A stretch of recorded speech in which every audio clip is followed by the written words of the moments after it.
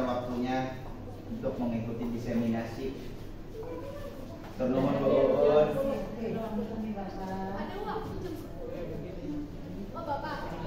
Selamat ya.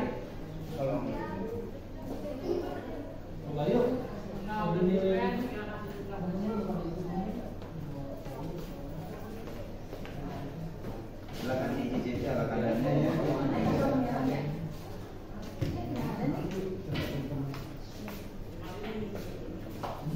Pengantinnya lagi ganti baju. Mangga.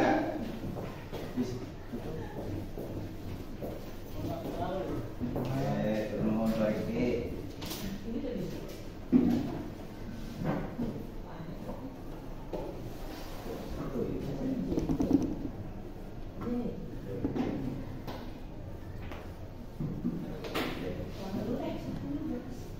Silakan Bu Rizka.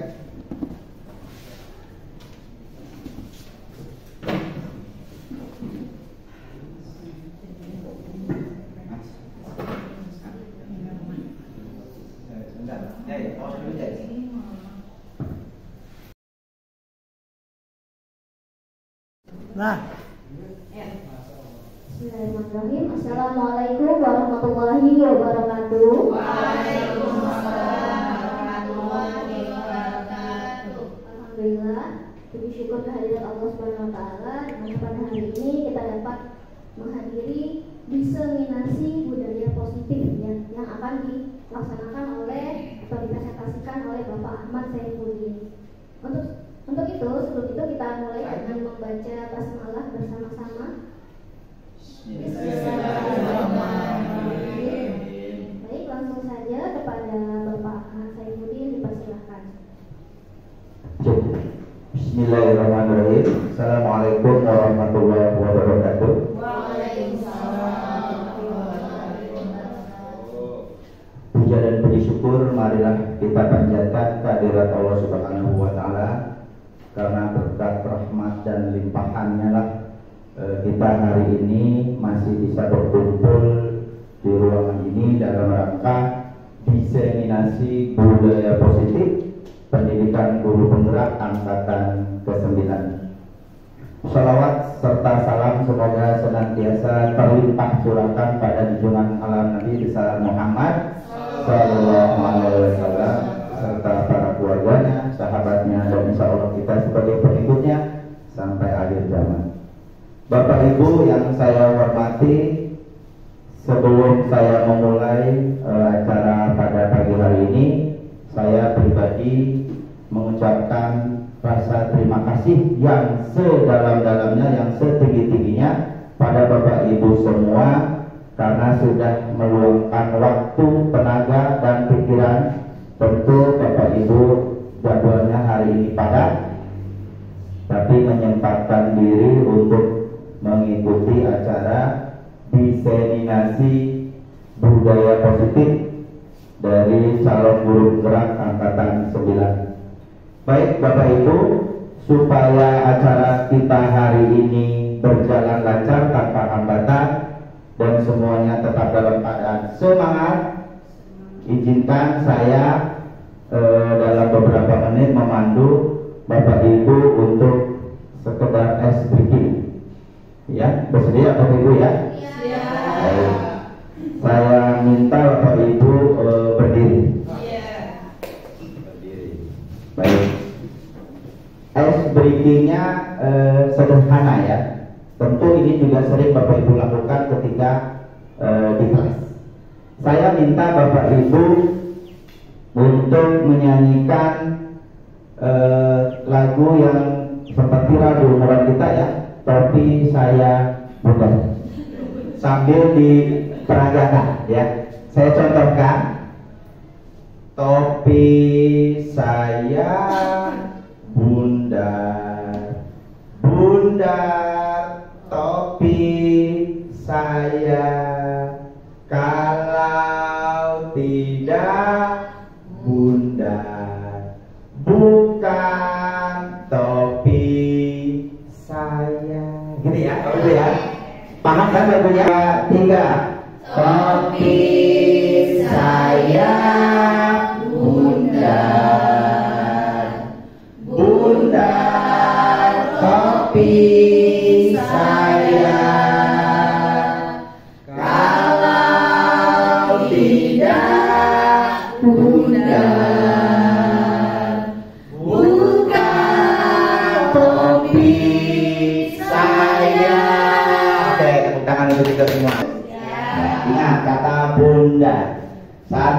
2, 3. Topi saya. Topi saya. Kalau tidak, bukan topi saya. Ini Bapak Ibu punya tekniknya masing-masing untuk mengembalikan kondisinya supaya tetap fokus ya. Kalau saya itu menggunakan tepuk konsentrasi gitu ya. Seperti apa tepuk konsentrasi?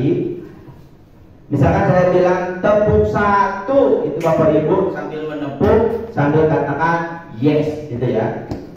Tepuk 1, yes. Oke. Pada saat saya bilang tepuk 2, Bapak Ibu tepuk 2 kali, bukan yes yes. Kalau yes yes itu konotasinya yes yes ya. Ganti kalau tepuk 2 berarti oke gitu ya. Oke. Pada saat saya bilang tepuk 3 berarti semangat gitu ya. Kalau saya bilang tepuk 5 berarti tepuk 4, sorry. Saya bilang tepuk 4 berarti konsentrasi gitu ya. Pada saat saya bilang tepuk 5 berarti siap belajar gitu ya. Tepuknya tetap 5 ya. Tadinya mau 10 cuma takut habis. Kita coba dulu Bapak Ibu ya. Tepuk 1, tepuk 2, tepuk 3, tepuk 4, konsentrasi, tepuk 5, siap belajar. Oke, luar biasa. Padahal itu baru dicoba ya, tapi ini tunggu Bapak Ibu yang luar biasa ya. Baru sedikit informasinya sudah langsung paham gitu ya.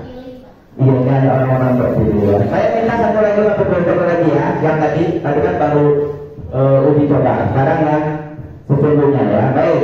Tepuk 1, tepuk 2, tepuk 3, tepuk 4, konsentrasi, tepuk 5, siap belajar. Oke, kita tepuk semua Bapak Ibu. Luar biasa. Jangan lagi ya, nanti habis materinya waktunya. Baik, Ibu Roma mau ditutup.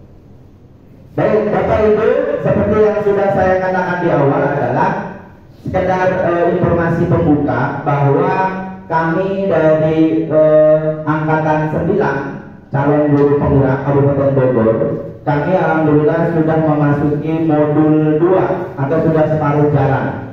Tapi di modul sebelumnya, yaitu di modul 1.4, kami diwajibkan untuk melakukan pengimbasan atau bahasa kerennya namanya diseminasi. Jadi ilmu yang sudah kami peroleh, kami imbaskan ke teman-teman sejawat di sekolahnya masing-masing. Tapi saya disclaimer dulu, beradanya saya di depan ini bukan berarti saya mengajari Bapak Ibu tentang budaya positif. Saya yakin Bapak Ibu mungkin jauh lebih memahami tentang budaya positif di sekolah khususnya. Ya, saya mohon izin, kita di sini hanya kira-kira sharing lah ya, saling sharing, kolaborasi tentang penerapan budaya positif khususnya di sekolah kita, yaitu di SMA Negeri 1 Gunung Putri. Baik Bapak Ibu, kita mulai.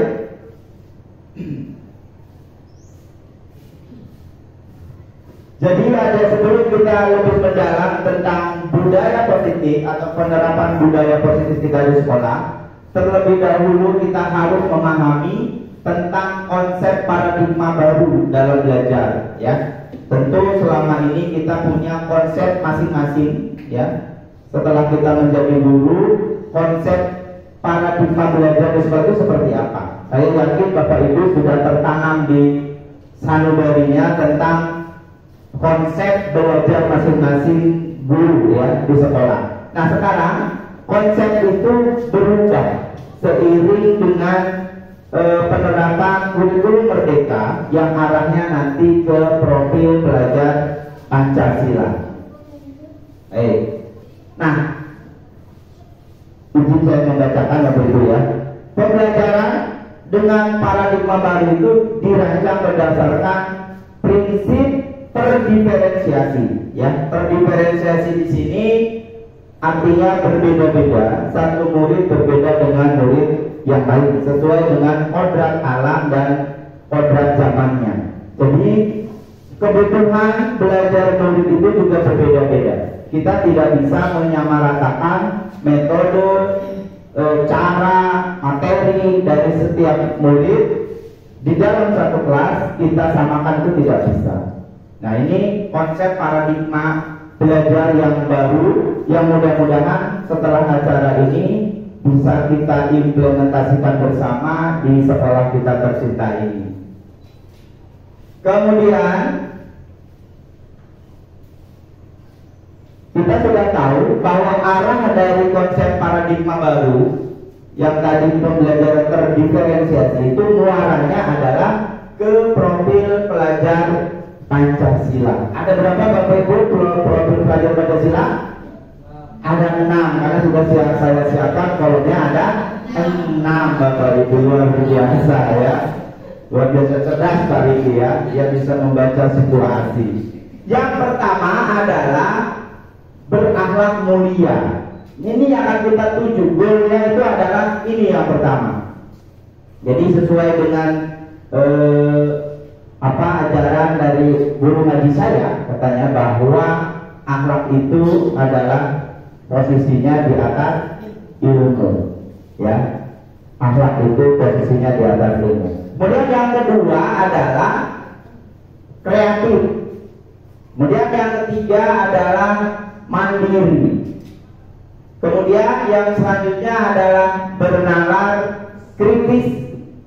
Yang kelima adalah gotong royong, dan yang keenam adalah berkebinekaan global. Mungkin Bapak Ibu sudah tidak asing dengan keenam profil pelajar Pancasila di sekolah ya, karena kita sudah hampir 1 tahun lebih sudah menjalankan kurikulum Merdeka dan ada proyek P5 di dalamnya. Baik, kemudian kita akan mulai memasuki tentang budaya positif dari tingkatan yang pertama, yaitu disiplin positif. Nah, di dalam budaya kita, kalau kita mendengar kata disiplin positif, apa yang terbersit di pikiran kita tentang disiplin positif? Kata disiplin itu biasanya konotasinya itu adalah memaksa. Bapak Ibu ya, memaksa. Tidak ada kata disiplin tanpa embel-embel memaksa di dalamnya. Nah, di budaya kita bicara budaya dulu ya. Di dalam budaya kita, maka kata disiplin itu sesuatu yang dilakukan seseorang pada orang lain, atau mungkin kalau kita sebagai guru yang kita lakukan kepada murid untuk mendapatkan kepatuhan. Kita cenderung menghubungkan kata disiplin dengan ketidaknyamanan. Memang betul Bapak Ibu, disiplin itu identik dengan ketidaknyamanan. Misalkan kita disiplin untuk datang pagi saja, itu awal-awal itu memang tidak nyaman. Kita harus bangun lebih awal, kita harus prepare sebelumnya, malamnya kita harus prepare. Itu pasti diakui atau tidak, itu pasti membuat sebuah ketidaknyamanan awalnya mungkin. Tapi kalau itu dilakukan konsisten, maka insya Allah disiplin itu bisa kita terapkan mulai dari diri. Kemudian disiplin positif itu merupakan salah satu penerapan disiplin yang bertujuan untuk menumbuhkan kesadaran serta memberdayakan murid untuk melakukan sesuatu tanpa paksaan, ancaman, dan hukuman. Ini harapan kita bersama Bapak Ibu. Saya sudah mengalami hampir 3 bulan ini dalam penerapan disiplin itu luar biasa. Disiplin itu mudah diucapkan, tapi sulit untuk dikerjakan, diimplementasikan, dipraktekkan, sungguh sulit. Karena apa?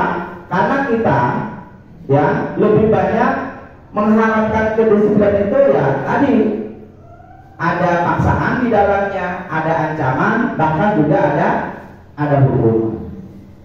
Kemudian, nah sebagai guru Tujuan kita adalah menciptakan murid yang memiliki disiplin diri sehingga mereka bisa berperilaku dengan mengacu pada nilai-nilai kebajikan universal dan memiliki motivasi intrinsik bukan ekstrinsik. Ini yang paling sulit Bapak Ibu.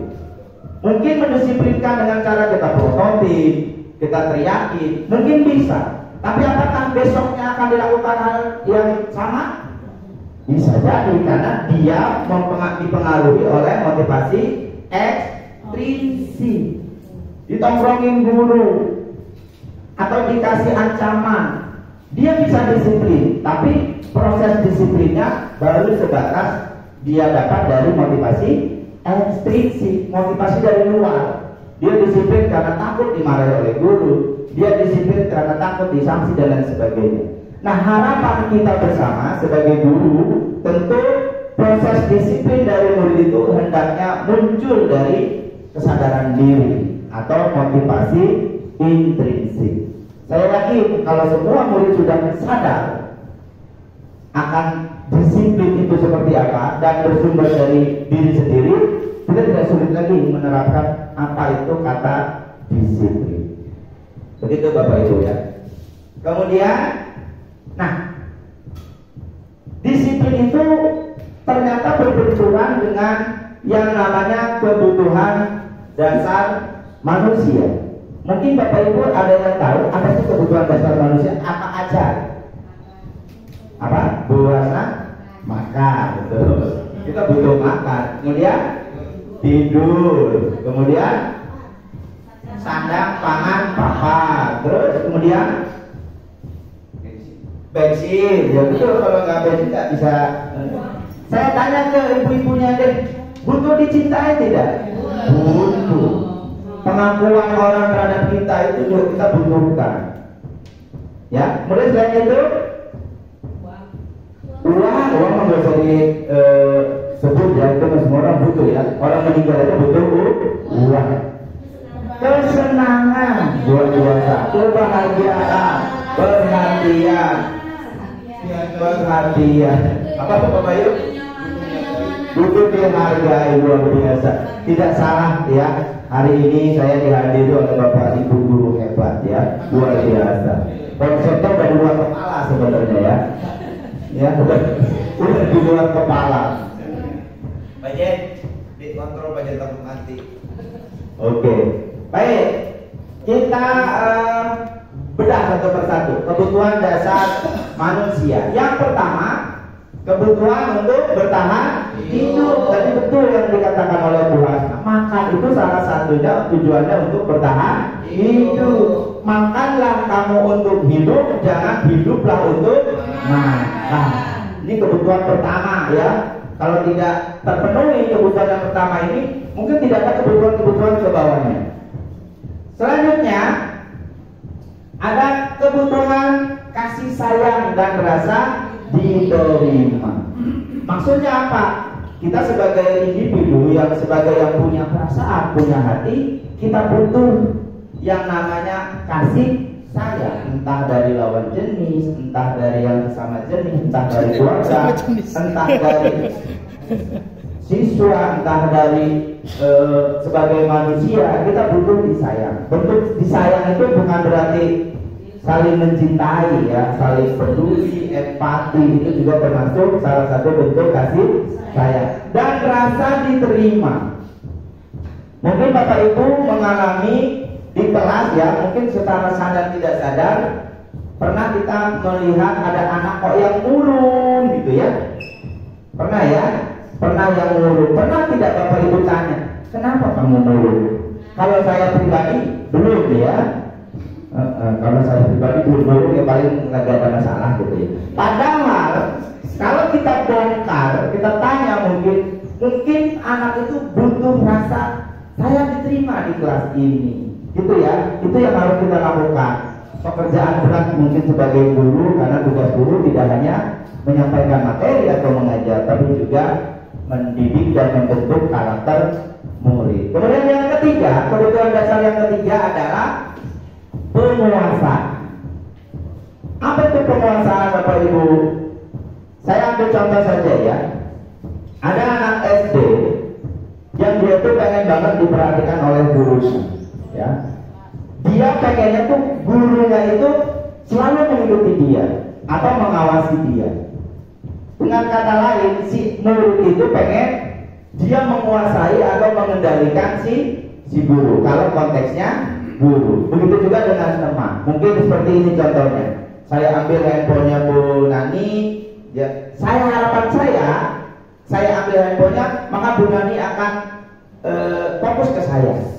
Berarti secara tidak langsung saya telah menguasai Bu Nani. Itu secara tidak sadar sangat dibutuhkan oleh manusia. Kemudian selanjutnya adalah yang keempat, kebebasan. Nah ini yang sangat sering berbenturan dengan aturan atau peraturan-peraturan yang ada di sekolah. Ini ya, kita mungkin pernah melihat anak kok sudah dibilang pakai sepatunya warna hitam, tapi dia ngeyel pakai sepatunya warna putih. Secara aturan dia memang melanggar. Secara aturan dia sudah melanggar. Tetapi secara kalau kita kembalikan ke kebebasan dirinya sebagai manusia, dia punya hak untuk itu. Jadi kadang kebebasan atau kebutuhan dasar manusia ini berbenturan dengan yang namanya peraturan atau disiplin. Maka saya ulas di sini. Jadi supaya kita berimbang nanti. Kemudian selanjutnya adalah kesenangan.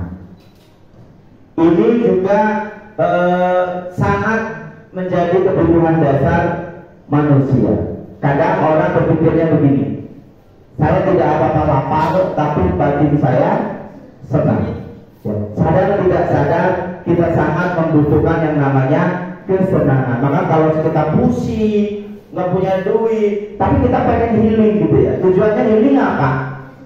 Refresh otak supaya batin kita senang, poya-poya gitu. Kalau banyak duit, poya-poya. Kalau nggak ada duit, poya-poya ya. Kita lanjut Bapak Ibu ya. Mohon maaf, pengennya saya tuh mendetail satu materi, tapi waktu yang tidak memungkinkan. Saya harus menjelaskan 6 materi budaya positif dalam waktu kurang lebih 1 jam. Sudah berapa menit Pak Jen? Kemudian kita akan belajar tentang studi kasus ya. Kita akan merefleksikan atau menganalisis kira-kira tindakannya ini masuk ke kebutuhan dasar apa, gitu ya. Yang pertama kasusnya, ini nama samaran ya. Saya ambil dari Nani Susanti, mungkin ambilnya Nani. Ibu Ani, guru kelas 10 di SMA Pelita, sedang bingung menghadapi ulah salah satu murid di kelasnya, namanya Abi. Beberapa anak telah datang dan mengeluh. Abi seringkali meminta bekal makan siang mereka dengan paksa. Jadi si Abi ini anaknya tukang ngambilin bekal makan siang dari teman-temannya. Jika Anda sebagai guru menghadapi situasi seperti Ibu Ani, apa yang akan Anda lakukan? Kemudian menurut Anda kira-kira apa alasan Abi melakukan itu? Maka kita bongkar kasus ini berdasarkan kebutuhan dasarnya Bapak Ibu ya. Yang pertama, penerapan disiplin positif Ibu Ani. Jadi Ibu Ani sebagai guru akan mencoba menerapkan disiplin positif. Dalam konteks penerapan disiplin positif, Ibu Ani sebaiknya mencari tahu alasan Abi melakukan tindakan tersebut agar mengetahui kebutuhan mana yang sedang berusaha dipenuhi Abi. Kita belum bongkar kasusnya saja, Masya Allah, pekerjaan guru itu sangat luar biasa ya. Pengennya mah ada anak guru kita pintes saja selesai ya. Kita jewer. Kalau zaman dulu kita zaman dulu mah ya. Tapi itu tidak bisa diterapkan zaman sekarang Bapak Ibu ya. Kita bongkar. Yang pertama, jadi dari kasus yang tadi saya tayangkan itu, ternyata si Abi itu punya kebutuhan sendiri, motif sendiri. Yang pertama, apabila kan kita tanya si Abi ya, apabila jawaban Abi mengapa dia mengambil makan siang teman-temannya, kalau jawaban Abi karena lapar dan orang tuanya tidak membawakannya bekal makan siang, maka si Abi sedang memenuhi kebutuhan dasarnya, yaitu kebutuhan dasar bertahan hidup. Walaupun caranya salah, tapi sebagai individu manusia, dia sudah menjalankan haknya untuk bertahan hidup. Benar-benar yang pertama. Tapi apabila jawaban Abi karena senang temannya jadi memperhatikan dia, maka jadi Abi ngambil makanan supaya temannya itu perhatiin dia. Maka kebutuhan yang sedang berusaha ia penuhi adalah cinta dan kasih sayang. Sedang mencari perhatian sebetulnya, bukan butuh makanannya. Saya yakin kasus begini sering sekali kita temukan di kelas. Mungkin kita tidak sadar telah menemukan kasus seperti ini. Kemudian yang berikutnya, apabila jawaban si Abi itu kenapa dia ngambil makanan temannya, karena dia merasa hebat, karena temannya jadi takut dan menuruti keinginannya, maka sesungguhnya si Abi sedang memenuhi kebutuhan dasarnya, yaitu kebutuhan akan penguasaan. Kita perlu Bapak Ibu, di dalam kelompok kecil saja kita butuh orang yang lebih dominan daripada yang lain. Kalau semuanya sama, tidak ada yang dominan, tidak jalan kelompoknya. Tapi kadang konotasi penguasaan ini lebih ke hal-hal yang menyerempet ke negatif ya. So inilah. Tapi sesungguhnya si Abi telah berusaha memenuhi kebutuhan dasarnya. Kemudian apabila jawaban si Abi adalah karena dia merasa bosan, bete dengan bekal yang dibawakan ibunya, selalu membawakan bekal yang sama, sosis lagi, telur lagi, maka dia mengambil makanan punya temannya, maka sebetulnya si Abi sedang berusaha memenuhi kebutuhan dasarnya, yaitu kebutuhan kebebasan. Dia pengennya memilih request, hari ini ayam, besok bebek, lusa sapi, pengennya begitu. Mungkin apalah daya orang tuanya hanya sanggup membekali dia dengan bekal yang sama setiap hari, maka muncul kebosanan di diri si Abi, sehingga dia berbuat mengambil makanan temannya. Tapi secara hak, kalau kita berbicara hak, dia tidak salah, karena dia sedang memenuhi kebutuhan dasarnya, yaitu kebutuhan akan kebebasan. Kemudian yang terakhir, apabila jawaban Abi adalah karena iseng, jahil ini anaknya, dan dia menikmati ekspresi temannya yang kesal. Wah, senang ya kalau diambil Nina, kesel kan dia. Teman kita kesel, marah, bla. Sesungguhnya Abi juga sedang berusaha memenuhi kebutuhan dasarnya, yaitu adalah kebutuhan akan kesenangan. Tapi dari kasus yang saya tayangkan itu, secara dia sebagai manusia, dia tidak salah. Tapi mungkin salahnya dia adalah karena berbenturan dengan disiplin atau keyakinan kelas yang dia anut. Seperti itu Bapak Ibu ya. Jadi luar biasa ya, baru sampai sepertiga jalan kita sudah membayangkan, Masya Allah, tugas guru luar biasa. Iya, apalagi 36 siswa dikali berapa kelas Bapak Ibu mengajar dengan karakter yang berbeda-beda. Sambil cek proyek takut nanti proyek. Ya. Tidak Oke. Baik. Kemudian kita lanjut Bapak Ibu ya. Nah, perilaku manusia yang selama ini, kita lanjut Bapak Ibu.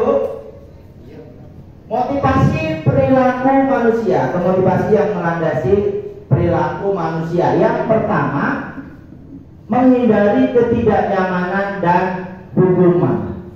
Karena motivasi yang seperti ini tidak kita sadari. Apa contohnya? Misalkan murid melakukan disiplin diri karena takut dihukum. Ini adalah tingkatan terendah dari motivasi perilaku manusia. Orang kalau ke jalan raya agak jauh pakai helm. Mungkin menurut polisi, wah bagus ini udah disiplin. Tapi perlu polisi ketahui bahwa itulah bentuk disiplin yang paling rendah. Karena dia takut akan ditilang, disanksi dan lain sebagainya. Ya, motivasinya yang pertama adalah karena menghindari ketidaknyamanan dan hukuman. Kemudian motivasi yang kedua, setingkat lebih tinggi dari motivasi yang pertama, yaitu untuk mendapatkan penghargaan atau imbalan dari orang. Motivasinya sudah agak bergeser menjadi hal yang agak lebih bagus dari motivasi yang pertama. Apa contohnya? Murid melakukan disiplin diri karena menginginkan imbalan, motivasi, dan ini merupakan satu tingkat di atas motivasi yang pertama. Penghargaan di sini tidak harus berbentuk barang, Bapak Ibu. Penghargaan di sini termasuk ucapan terima kasih, hebat, keren, luar biasa.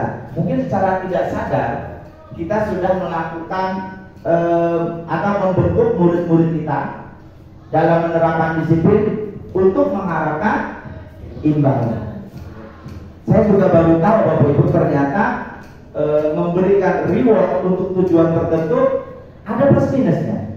Plusnya mungkin kita tidak terlalu seperti mendisiplinkan membaris saja contohnya ya. Kalau saya bilang siapa yang baris awal akan dapat minuman gratis, mungkin akan lebih mudah dibanding saya tidak mengiming-imingi imbalan tersebut. Tapi minusnya, kalau suatu saat tidak kita berikan imbalan atau penghargaan, maka si anak itu akan kembali ke setelan pabriknya. Ya. Nah, sebaik-baiknya motivasi itu adalah motivasi yang ketiga. Apa itu motivasi yang ketiga? Untuk menjadi orang yang mereka inginkan dengan nilai yang mereka percaya. Ini sebaik-baiknya motivasi. Dan motivasi ini munculnya bukan dari ekstrinsik, tapi intrinsik. Kesadaran diri, oh iya, saya ingin menjadi manusia yang disiplin. Saya ingin menjadi manusia yang tanggung jawab. Itu munculnya dari diri murid tersebut. Maka ketiga posisi ini kalau kita urutkan tingkatannya, yang pertama adalah yang paling bawah, motivasi paling rendah adalah menghindari ketidaknyamanan dan hukuman. Kemudian motivasi yang kedua setingkat lebih tinggi dari motivasi yang pertama adalah untuk mendapatkan penghargaan atau imbalan dari orang lain. Dan motivasi yang ketiga adalah untuk menjadi orang yang mereka inginkan dengan nilai yang mereka percaya. Contohnya apa? Murid melakukan disiplin diri karena sadar akan nilai kebajikan. Ini adalah motivasi yang akan membuat seseorang memiliki disiplin positif. Saya tidak lagi ya. Itu tadi boleh sambil makan. Dicek dulu lah. Takut mati. Oke. Kita lanjut ya Bapak Ibu ya. Salah enggak? Enggak ya. Kita lanjut. Pak, suara detak jantung saya kebenarannya.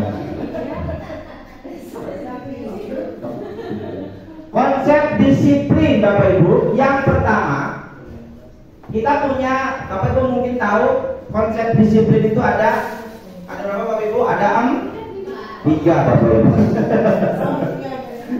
3. Yang pertama hukuman, kemudian yang kedua adalah konsekuensi, yang ketiga adalah restitusi. Saya bukan yang ngetes Bapak Ibu ya, tidak ada niatan sama sekali saya ngetes atau apa, tapi kita berbagi. Mungkin pendapat Bapak Ibu bisa saya adopsi gitu ya, bisa saya tiru. Kira-kira konsep disiplin ini saya ambil contoh dulu ya. Konsep disiplin itu yang seperti ini Bapak Ibu. Menyakiti. Di awal tadi saya sudah bilang, tidak ada orang disiplin tanpa menyakiti. Kita tahu mungkin tentara yang katanya itu disiplinnya sangat tinggi, tapi apa yang terjadi di balik layar sebelum mereka melakukan disiplin itu apa? Disiksa, tanda kutip, ya, disiksa, digembleng. Berarti kan menyakiti. Oke. Kemudian selain menyakiti ada bersifat satu arah. Bayu rambutmu gondrong, bapak gak mau tahu, besok potong. Tanpa ada perlawanan dari murid kita untuk membela diri, itu lebih ke hukum. Budiska, kamu terlambat, tidak boleh masuk. Saya tidak mau mendengar alasan dibalik Budiska terlambat. Apakah dia keluarganya ada yang sakit? Apa di jalannya dia nabrak bebek atau apa? Kita nggak tahu. Itu bersifat satu arah. Kemudian tidak nyaman. Tentu yang namanya hukuman itu membuat tidak nyaman. Kemudian membuat murid takut. Ya, saya masih ingat kegiatan maulid minggu lalu ya. Mungkin kalau saya doang yang nongol, anak kok Pak Ahmad lari ke sini juga udah ngikut. Kalau 3 orang yang nongol dengan karakter yang hampir sama, murid juga berteran juga ya. Ya, adalah teman saya ini ya, yang kumisnya agak panjang. Kemudian memaksa, tidak ada hukuman yang tidak memaksa. Panggil orang tuanya, orang tua saya kerja, ibu nggak mau tahu, bapak nggak mau tahu, panggil, memaksa, seperti itu ya. Kemudian murid cenderung menyembunyikan kesalahan. Pernah bapak ibu melihat, udah tahu tuh si muridnya loncat pagar, begitu ketangkap, pernah ada yang mengaku? Ya mungkin ujung-ujungnya mengaku, tapi awalnya tidak Pak. Kenapa murid punya pemikiran untuk berbohong? Kenapa? Saya tanya. Takut dikasih hukuman. Sebenarnya murid itu sudah ada kesadaran, cuma belum ditumbuhkan saja. Sebenarnya mereka tahu yang mereka lakukan itu suatu kesalahan. Tapi mungkin yang dominan ini, kalau kata guru ngaji mah, yang di kiri ini lebih dominan daripada yang di kanan. Jadi ikutnya kiri. Boleh disambil tapi ini jauh, saya tulis dari Cilengsi ya. Ya. Baik. Jangan ini. Kita lanjutkan lagi. Dan hukuman itu cenderung bersifat kebanyakan ya, berupa hukuman fisik dan psikis. Mungkin sudah hukuman squat jam, push up masih nyambung, masih relevan. Tapi kalau guru bahasa Indonesia guru agama suruh squat jam, sudah tidak relevan. Tapi hukuman fisik ini bergeser ke hukuman psikis. Kita tidak sadar mungkin kalau kita sudah menghukum murid kita berlebihan, yaitu berhubungan dengan psikis. Seumpama saya aja ya, kebablasan kadang saya juga kesabarannya tipis kulit ari ya. Sudah saya bilang, nah kita itu di kampung sekolahnya, tolong jangan kampungan. Mungkin kalau itu kita cerna lebih mendalam, saya tuh udah kebablasan. Itu sudah menyinggung apa ya? Etnis. Iya. Kita itu di kampung, tapi pola pikir kita jangan kampungan. Kadang kita omelin, ya kita tidak memukul dia, kita omelin. Kamu itu begini. Murid-murid menunduk. Kita kan nggak tahu psikis dia seperti apa, hancurnya seperti apa. Dia keluarkan ruang guru dengan gontai gitu ya. Kita nggak tahu. Karena kita mah sudah merasa puas sebagai guru, kebutuhan kita terpenuhi, yaitu dengan ngomel-ngomel tadi. Munculnya adalah kepuasan. Mungkin senang bagi beberapa orang guru melampiaskan amarah itu, mungkin gitu ya. Itu Bapak Ibu. Kemudian konsep yang kedua adalah setingkat di atas hukuman adalah yang namanya konsekuensi. Ini agak berbeda dengan konsep disiplin hukuman. Kalau hukuman itu satu arah, menyakiti, memaksa, membuat murid rendah diri. Tapi kalau konsekuensi ini agak berimbang. Contohnya, konsekuensi itu adalah terencana dan disepakati sesuai peraturan. Contoh yang paling gampang, guru olahraga mulai pelajaran olahraga jam 7.15. Disepakati itu di kelas. Barang siapa yang terlambat berapa menit sesuaikan dengan jumlah putaran. Misalkan dia berlari mengelilingi lapangan. Kalau 5 menit dia berarti tambah 5 putaran. Itu tidak apa-apa dilakukan. Walaupun masih konteksnya itu berbau hukuman. Tapi minimal kalau konsekuensi ini sudah ada kesepakatan sebelumnya. Jadi agak lebih baik lah gitu ya daripada hukuman. Contoh kita dalam murid tetap dibuat tidak nyaman. Oke. Walaupun ini sudah ada kesepakatan, tapi murid tetap dibuat tidak nyaman. Mana ada murid yang disuruh nambah 5 putaran lagi dia senang? Tidak ada. Mungkin dia patuh, tapi patuhnya karena takut akan melanggar kesepakatan. Kemudian sikap guru selalu memonitor murid. Guru olahraga bilang keliling 5 kali ya, putar lapangan 5 kali lagi.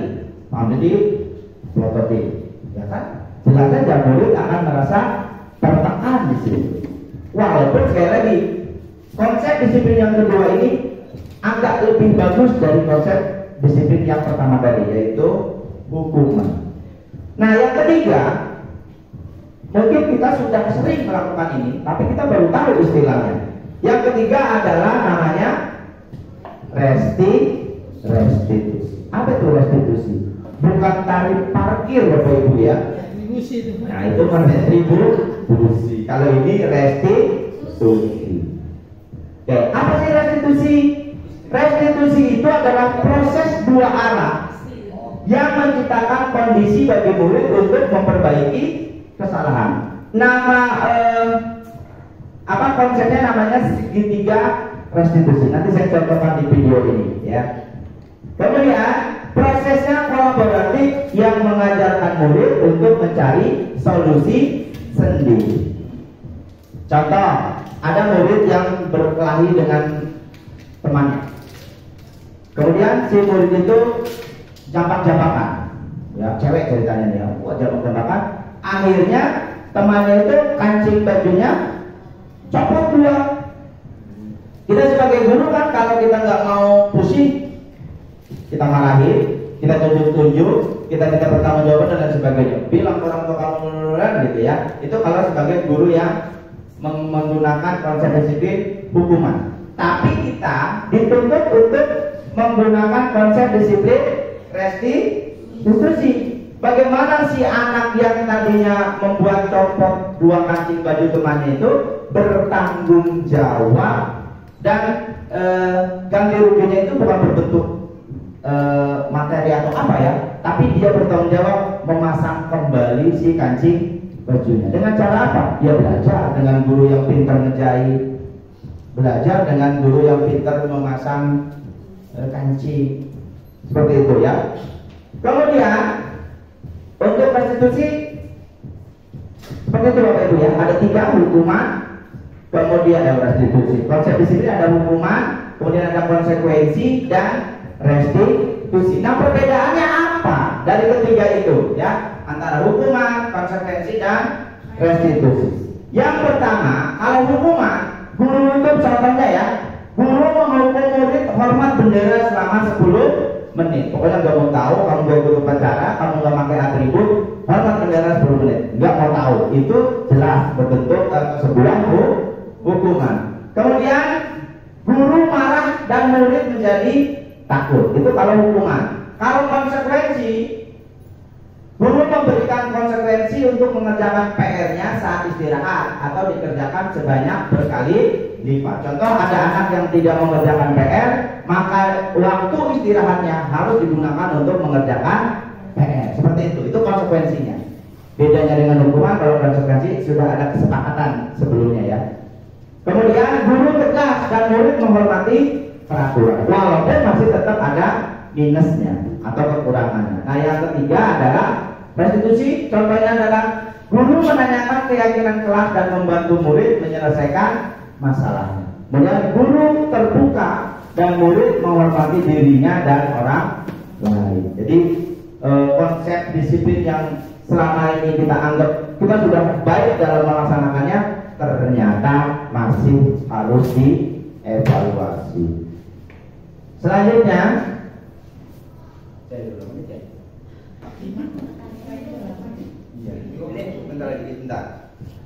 kemudian kita sebagai guru, saya pribadi lah mengingatkan pada diri saya atau kita semua sebagai guru tentang 5 posisi kontrol yang melekat pada diri kita masing-masing yang mungkin selama ini sudah sering kita lakukan. Ada 5 Bapak Ibu posisi kontrol kita, dan saya urutkan dari yang paling bawah sampai ke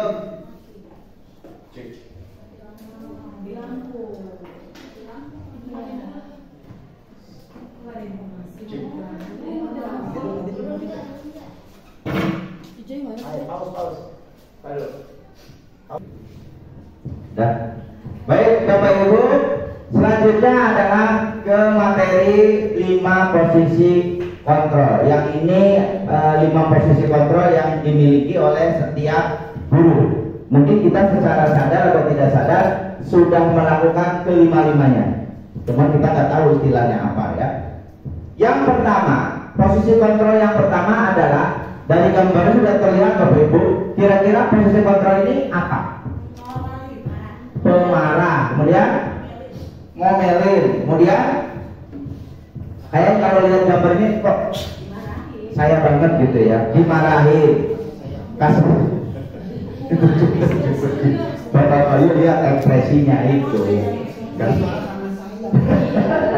Marah karena saya. Oke, posisi kontrol yang pertama adalah penghukum. Posisi kontrol yang paling mudah dan saya yakin sering dilakukan oleh rata-rata guru ya, karena itu tadi ini paling gampang penerapannya, penghukum. Kemudian posisi kontrol yang kedua adalah, nah kalau dari gambar ini kira-kira apa? Posisi kontrol yang kedua yaitu pemantau. Kamu terlambat, sekarang jam berapa? Kamu tahu konsekuensinya apa? Itu pemantau. Lihatin. Dia penghukum secara langsung tidak. Kamu main HP, kamu tidur, itu lebih ke pemantau. Nah, kita refleksikan kita pada diri kita sendiri. Kira-kira posisi kontrol yang sering kita pakai itu posisi yang mana? Yang paling atas ya, paling mudah ya. Kemudian posisi kontrol yang ketiga adalah, betul, pembuat rasa bersalah. Nah, ini yang khusus yang ketiga ini akan lama ininya sembuhnya. Kalau yang pertama disinter, dijeret, selesai, mungkin 1-2 jam selesai. Pemantau ini tidak terlalu bagaimana imbasnya. Tapi kalau pembuat rasa bersalah, ini mungkin salah satu bentuk halusnya dari bullying mungkin ya, secara tidak langsung. Kamu udah dibilangin, kasihan sama kamu, udah capek-capek usaha banting tulang, peras keringat, bercucuran darah dan air mata, sehingga membuat bagi murid yang memang dia jiwa motivasi intrinsiknya ada, dia akan merasa bersalah. Ya Allah, iya, termasuk saya Bapak Ibu dulu, saya sempat diceramain dulu, gak domain dan diceramain, tapi alhamdulillah kena ke saya. Saya dulu nakal Bapak Ibu ya, nakal banget saya. Saya nggak takut kelahi itu, nggak takut ya, mungkin darahnya mungkin beda ya, darah biru. Beda. Kemudian posisi kontrol yang berikutnya adalah ini dia ya, agak susah ya. Apa kira-kira Bapak Ibu posisi kontrolnya? Sebagai apa? Terus sebagai apa? Tuh judulnya ada di tengah itu sebagai apa kira-kira? Sebagai teman. Banyak guru yang memposisikan dirinya sebagai teman bagi murid-muridnya. Salah tidak? Tidak. Tapi ada plus minusnya. Ya, ada kan kita lihat mungkin ada guru yang sama murid itu jaga jarak, ada yang sedang terlalu akrab enggak, terlalu cuek enggak. Tapi ada juga yang terlalu dekat. Sampai mohon maaf manggil juga bukan bapak ibu lagi, tapi abang, mas, kakak. Mungkin beda ini, kalau ini pembina pramuka ngomong panggilannya kakak ya, kakak nani ya, beda itu seperti itu. Ya. Yang positifnya apa dari posisi yang keempat? Mungkin posisi positifnya dibanding yang 3 sebelumnya ini, penerapan disiplinnya tidak atau relatif sangat ringan. Kamu tahu kan, baju atau bapak, masa kamu kayak gini aja nggak tahu, mau gini aja nggak mau, ringan. Tidak harus teriak-teriak, tidak harus mukanya di sangar-sangarin. Tapi sisi minusnya apa?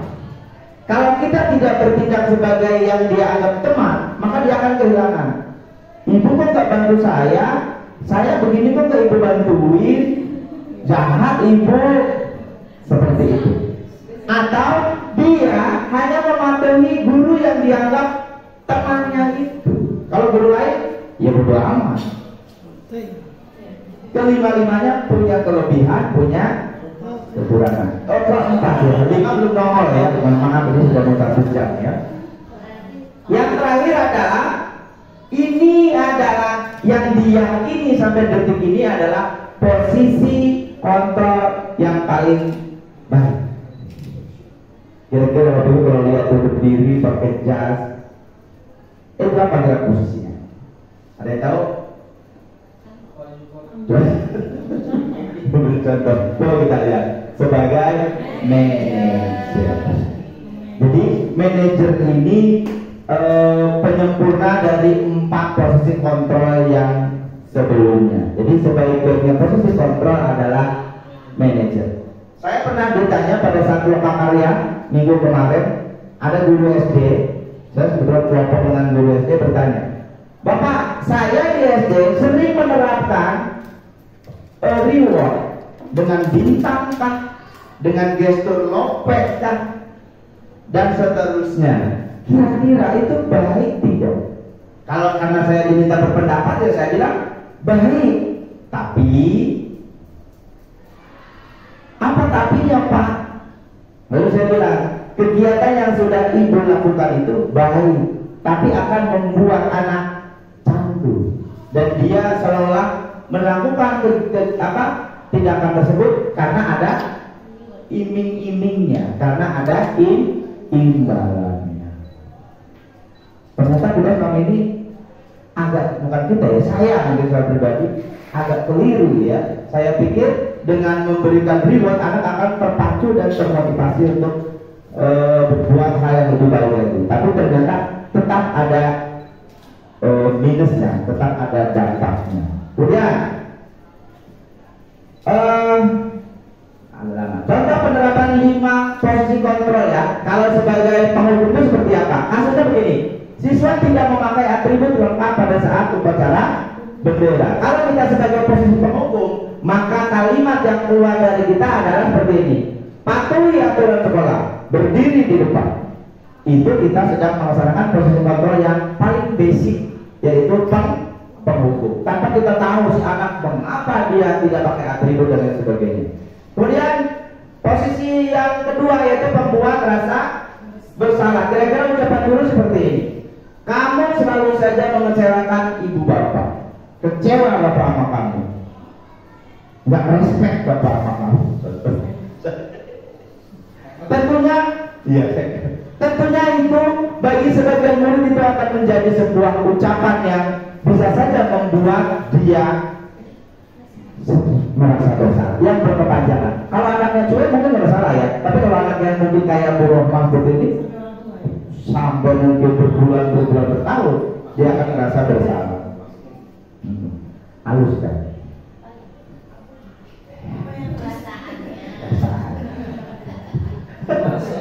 Kemudian sebagai teman, kalau sebagai teman ucapan guru seperti ini: tolong bantu ibu bapak ya, kali ini saja, please, nurut ya sama ibu ya, please.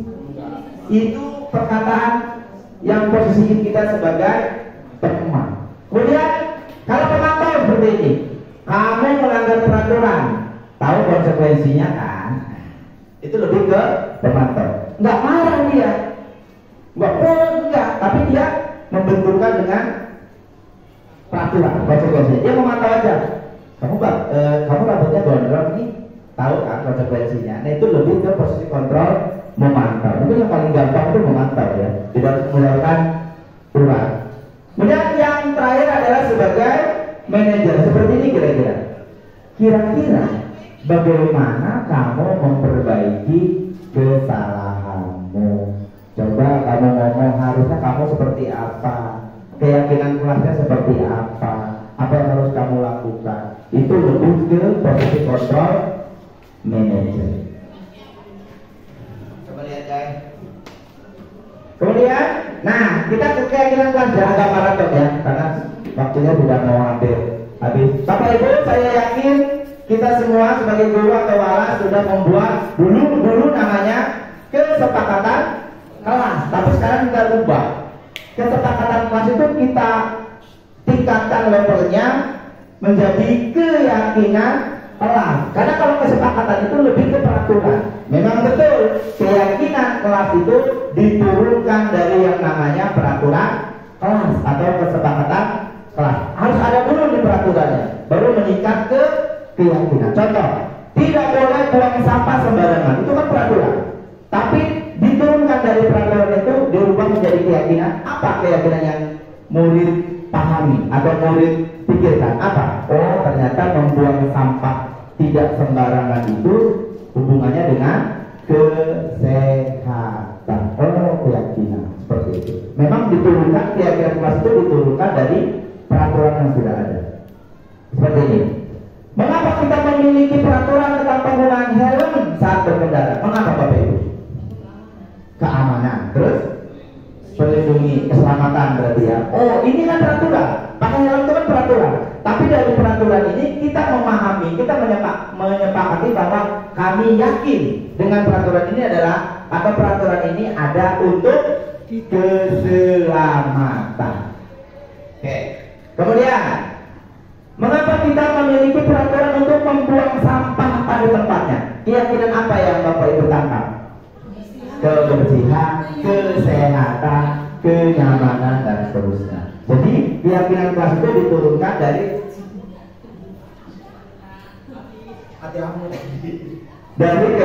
peraturan atau kesepakatan kelas. Oke. Membuat keyakinan kelas kita cepat saja ya. Saya sudah mohon maaf kalau fotonya kecil ya. Di kelas saya sudah membuat keyakinan kelas yang diawali dari diskusi tentang peraturan kelas, peraturan dulu ya, peraturan dulu dimunculkan, kemudian merumuskan peraturan menjadi keyakinan kelas. Setelah itu keyakinan kelas yang diyakini oleh murid-murid saya biasanya pakai apa namanya kertas sticky note ya. Karena saya tidak bawa, saya pakai aplikasi Jamboard ya, pakai komputer ya. Jadi anak-anak menempelkan sticky note-nya, itu adalah keyakinan kelas dari kelas yang saya ampu. Oke, kemudian, nah segitiga restitusi ada 3. Segitiga restitusi itu ada 3 sisi Bapak Ibu. Yang pertama, menstabilkan identitas atau stabilize the identity. Apa itu? Jadi kita semua akan melakukan hal terbaik yang bisa kita lakukan. Kemudian validasi tindakan yang salah. Jadi semua perilaku memiliki alasan. Tadi yang saya bilang, ngambil makanan temannya itu ternyata punya alasan di dalamnya untuk bertahan hidup, untuk kesenangan dan lain sebagainya. Kemudian menanyakan keyakinan. Kita semua memiliki motivasi internal. Jadi pada dasarnya Bapak Ibu, semua manusia itu terlahir dalam kondisi bersifat baik. Setuju Bapak Ibu ya? Setuju. Saya tidak termasuk yang menyetujui semua manusia itu terlahir pandai dan pintar. Tinggal bagaimana kita mengolahnya. Kenapa saya bilang begitu? Kalau Allah membeda-bedakan ciptaannya, maka Allah sendiri sudah berbuat tidak adil. Ya, saya yakin itu. Tinggal kita yang mengolahnya. Kemudian saya percepat. Penerapannya atau tahapannya pertama, menstabilkan identitas. Apa aja itu menstabilkan identitas? Tujuannya adalah mengubah identitas anak dari yang gagal karena melakukan kesalahan menjadi orang yang sukses. Pernyataannya begini kira-kira, berbuat salah itu tidak apa-apa. Kita pancing dulu. Kita jangan menjawab, kamu ngerokok, salah. Tidak. Berbuat salah itu tidak apa-apa. Manusiawi. Tidak ada manusia yang sempurna. Kemudian saya juga pernah melakukan kesalahan seperti itu. Kemudian kita bisa menyelesaikan ini dan kamu berhak merasa begitu. Jadi kalau kita memanggil anak penyelesaian masalah, pernyataan ini dulu yang muncul. gampang terlihat tapi sulit untuk diimplementasikan, berburu emosi ya, dan cengangas gitu. Nah, nanti saya contohkan dulu ya. Kemudian tahapan yang berikutnya adalah validasi tindakan yang salah atau validate the misbehavior. Setiap tindakan kita dilakukan dengan suatu tujuan, yaitu memenuhi kebutuhan dasar. Tadi sudah dijelaskan di awal ya, bahwa anak nakal itu pasti punya motivasi atau tujuannya sendiri-sendiri terkait dengan pemenuhan kebutuhan dasar. Pernyataannya pada tahapan ini apa saja? Seperti ini. Padahal kamu bisa melakukan yang lebih buruk dari ini ya. Kamu pasti punya alasan mengapa melakukan hal itu. Kamu patut bangga pada dirimu sendiri karena kamu telah melindungi sesuatu yang penting buatmu. Kira-kira dari dua tahapan ini, ada nggak kalimat negatif atau kalimat yang berbau ucapan kemarahan dari guru? Tidak ada. Luar biasa idealnya ya. Luar biasa ya. Jadi intinya guru tidak boleh marah. Kemudian yang ketiga, tahapan yang ketiga adalah menanyakan keyakinan kelas atau seek to believe, keyakinan. Teori kontrol ini menyatakan bahwa kita pada dasarnya termotivasi secara internal. Ketika identitas sukses telah tercapai, langkah tadi langkah pertama, dan tingkah laku yang salah telah divalidasi, langkah kedua, maka anak akan siap untuk dihubungkan dengan nilai-nilai yang dia percaya dan berpindah menjadi orang yang dia inginkan. Pernyataannya seperti ini. Apa yang kita percaya sebagai kelas atau keluarga? Jadi setelah anak ditanya, didukung, seolah-olah anak salah pun tidak apa-apa, wajar, itu manusiawi. Setelah dua tahapan itu terlewati, apa yang kita percaya terhadap keyakinan kelas atau keluarga? Apa nilai-nilai umum yang kita telah sepakati? Apa bayangan kita tentang kelas yang ideal? Kamu mau jadi orang yang seperti apa? Oke, bentar ya Bapak Ibu, saya susah memulai tapi susah ini sedikit saja ya, sedikit saja. Ini tentang contoh penerapan segitiga restitusi. Saya skip aja ya ini karena Pak Hari ngomongnya agak betawi banget. Apa ya? Apa ya? Oh, jadi gini. Si Pak Hari ini ketua kelas 11-9. Dia tampak kesal karena teman satu kelasnya Richard dan Ekel sering berbuat onar. Sebagai ketua kelas, tentu Pak Hari berkewajiban menegur serta mengingatkan kedua temannya tersebut. Namun kedua temannya sering melawan serta membantah sehingga membuat Hari merasa tidak dihargai dan berniat memarahi kedua temannya tersebut. Pelayannya gimana? Pelayannya pakai manual ya? Hah? Pelayannya mana? Enggak bisa. Oh, bisa. Gede. Udah gede. Kurang gede ya? Hah? Dari sini?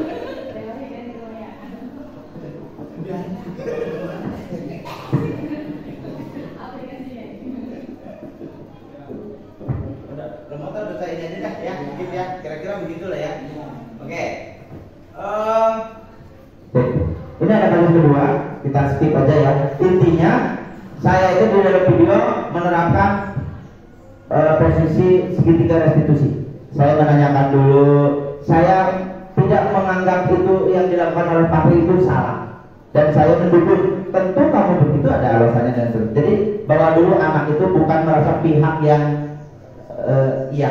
Jadi bawa dia ke posisi kontrol kita. Setelah kita kontrol, maka kita tanya, kalau gitu hubungkan dengan keyakinan kelas yang sudah kita buat. Apakah tindakan kamu itu sesuai apa belum? Supaya anak menyadari, oh iya Pak, belum sesuai Pak. Apa yang kamu langgar dari keyakinan kelas itu? Kemudian anak berkata, ini dan ini. Gampang Bapak Ibu. Tapi ini juga saya tanyakan pada satu waktu. Kenakalan yang seperti apa yang masih dimungkinkan dengan segitiga restitusi? Karena kalau udah berat-berat kan pengennya kan jutas gitu ya. Seperti itu Bapak Ibu. Nah ini yang kedua ya. Oke. Terima kasih Bapak Ibu telah menyimak paparan penjelasan dari saya tentang budaya positif di sekolah. Baik. Saya kembalikan ke MC. Terima kasih. Assalamualaikum warahmatullahi wabarakatuh.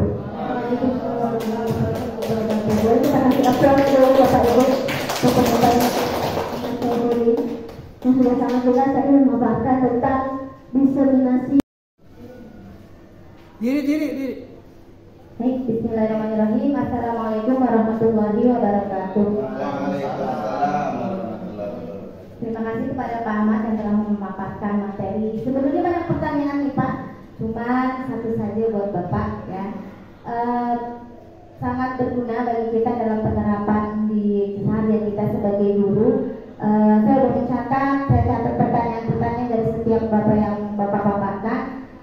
Satu pertanyaan ini, tadi Bapak menjelaskan tentang 5 posisi kontrol. Yang ingin saya tanyakan adalah bagaimana penerapan tadi yang terbaik itu kan yang kelima ya Pak, sebagai posisi kita sebagai manajer. Yang ingin saya tanyakan di sini, apakah penerapan posisi kontrol ini kita terapkan secara universal kepada semua murid atau harus kita identifikasi dulu sesuai dengan karakternya atau sesuai dengan kesalahan yang telah mereka perbuat? Mungkin itu saja pertanyaan dari saya. Terima kasih. Assalamualaikum warahmatullahi wabarakatuh.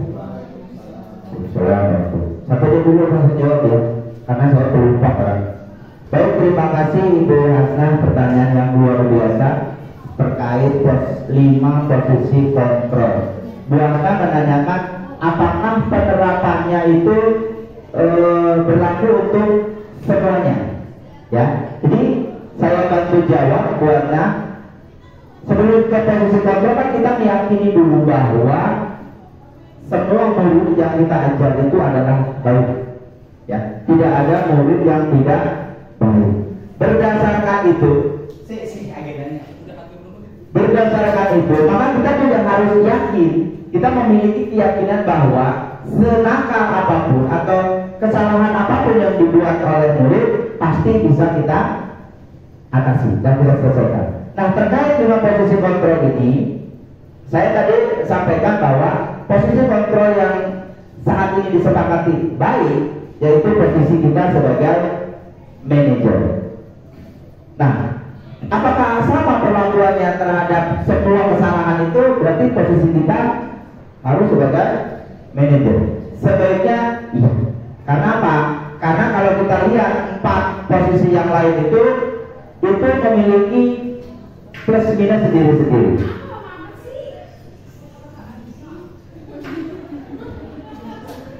Ya, jadi begitu ya buat saya. Jadi posisi manajer itu sangat baik diterapkan di penerapan disiplin atau budaya positif di sekolah. Mungkin begitu buat saya. Terima kasih buat pertanyaannya. Satu lagi Bapak Ibu. Boleh kepada Bapak Ibu dipersilakan. Jangan lama Pak Jaya. Ya. Assalamualaikum warahmatullahi wabarakatuh. Waalaikumsalam. Terima kasih Pak Ahmad, ilmu yang luar biasa sekali, sedikit dan banyaknya. Tadi berkaitan dengan pertanyaan Bu Hasnah gitu ya, untuk menangani kasus anak itu kan. Anak itu kan masuk ke dalam kategori unik gitu ya, dengan kenakalannya masing-masing. Nah, apabila ada salah satu siswa yang, mohon maaf ya Pak Ahmad ya, dalam tanda kutip memberikan reaksi atas apa yang kita sudah perintahkan dengan mohon maaf sekali, dengan jari tengah, itu seperti apa itu Pak Ahmad untuk penjelasannya? Jadi kalau misalkan cara saya sendiri itu langsung saya bawa ke sebuah ruang, langsung saya sidang langsung saya eksekusi mungkin. Nah, tapi kan di zaman sekarang kan sudah berubah seperti itu. Jadi mohon masih tanya Pak Ahmad, terima kasih. Saya akan wassalamualaikum warahmatullahi wabarakatuh. Baik, Pak Bayu, terima kasih atas pertanyaannya luar biasa. Saya memahami betul pertanyaan Pak Bayu ini juga mungkin juga menjadi pertanyaan saya secara pribadi ya. Bagaimana cara mengatasi anak yang seperti itu gitu ya. Pak Bayu menggunakan cara nggak tahu mungkin posisi kontrolnya ada di mana ya. Diambil di suatu tempat langsung dieksekusi. Bahasa Pak Bayu itu maksudnya diselesaikan dengan cara Pak Bayu. Pertanyaan yang sama juga saya tanyakan pada saat Bapak, saya tanya ke pengajar saya, sejauh mana kesalahan anak yang masih bisa diselesaikan dengan cara segitiga restitusi? Tentunya tidak semua kesalahan bisa pakai segitiga restitusi. Kalau misalkan kesalahan yang berat dan ada hubungannya dengan kriminalitas, tentu bukan ranahnya segitiga restitusi lagi. Tapi kalau kesalahannya itu hanya kenakalan anak yang masih kita anggap wajar, maka sebaiknya kita gunakan posisi kontrol manager, yaitu dengan menggunakan segitiga restitusi. Sulit, iya, ya. Dampaknya apa terhadap murid? Karena ini memerlukan sebuah pendekatan, tentu dampaknya itu tidak akan langsung kita lihat. Ya, bohong besar kalau sudah kita panggil anaknya, sudah kita tanyakan keyakinan kelasnya, sudah kita validasi tindakan salahnya, langsung anak itu berubah bohong. Tapi minimal sudah ada proses bahwa dia menyadari dulu bahwa yang dia kerjakan atau lakukan itu tidak sesuai dengan keyakinan kelasnya. Saya yakin Bapak Ibu sudah melakukan hal itu, mungkin karena tidak tahu istilahnya, jadi oh saya udah tuh melakukan seperti itu, sudah saya panggil, sudah saya baik-baiki, mungkin sudah. Tapi karena mungkin tidak tahu istilahnya, jadi tidak terdokumentasikan. Seperti itu Bapak Ibu ya. Coba Bapak Ibu ya. Baik, untuk pertemuan kali ini saya cukupkan sekian. Kurang lebihnya saya mohon maaf.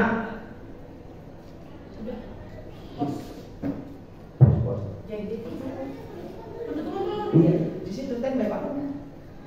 Saya mohon maaf, kurang lebihnya mohon maaf.